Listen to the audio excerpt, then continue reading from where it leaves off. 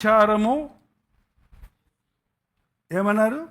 వ్యభిచారమందు పట్టబడింది. అంటే వ్యభిచారము రైట్ హ్యాండెడ్గా పట్టుకున్నారు కదా. మరి అమ్మాయిని తీసుకొచ్చారు. ఆ అబ్బాయిడి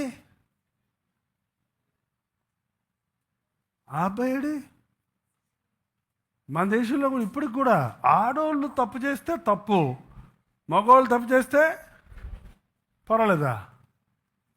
ఏంటమ్మా బైబిల్ ఏం చెప్తుంది? లెవియాకాండం 20:10 చదవండి. బైబిల్ లెవియాకాండం 20:10. If I am right, let check చేద్దాం.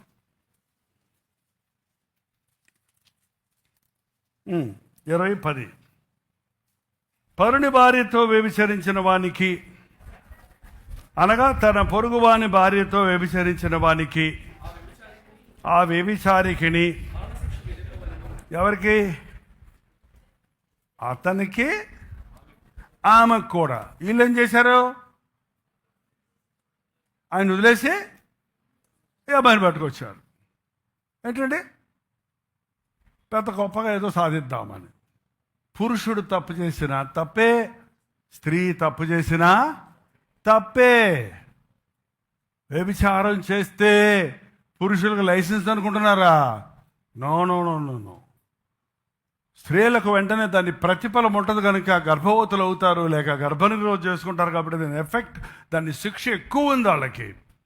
కానీ పురుషుడు కూడా తన యథార్థతను, పరిశుద్ధతను పోగొట్టుకుంటున్నాడు. దేవుని దృష్టిలో హీనంగా కనపడుతున్నాడు. మనం ఎంతసేపు మన తప్పే చెప్తాం, కానీ నీ బిడ్డ తప్పు చేస్తే వీడు తప్పు చేశాడు, వీడు తప్పు చేశాడు అంటావేగా. నేను వీడిని సరిగా పెంచానా? వీడు ఇలా తయారవడానికి నేను కారణం కాదా? నాకేం సంబంధం లేదా? నా చేతుల్లోనే పెరిగాడు కదా, నా ఇంట్లోనే పెరిగాడు కదా.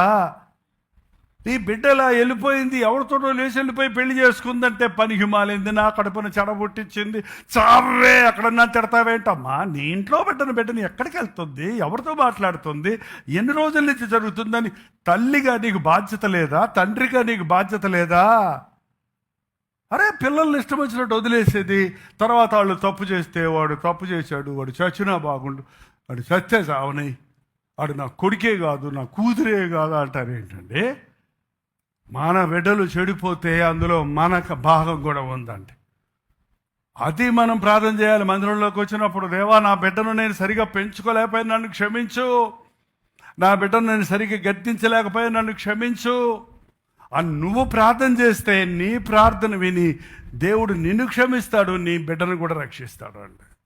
దానికి బదులు వాళ్ళు తప్పు చేసినోడు, ఎప్పుడు దేవుని వాక్యం విని తప్పు చేసినోడు సంతోషంగా ఉండలేడండి. చాలామంది విశ్వాసుల కుటుంబాల్లో నుంచి పెరిగి, చిన్నప్పటి నుంచి వాక్యంతో పెరిగినోళ్ళు కూడా యవ్వన కాలంలో తప్పులు చేసి ఈ శరీర ఇచ్చలకు చోటిచ్చి తప్పైన బాయ్స్తో, గర్ల్స్తో సంబంధం పెట్టుకొని పెళ్ళిళ్ళు చేసేసుకొని తెలియకుండా పోయి పెళ్ళిళ్ళు చేసేసుకున్న వాళ్ళు సుఖంగా లేరు. వాళ్ళు ఆత్మహత్యలు చేసుకొని చచ్చిపోయిన వాళ్ళ గురించి వింటాం.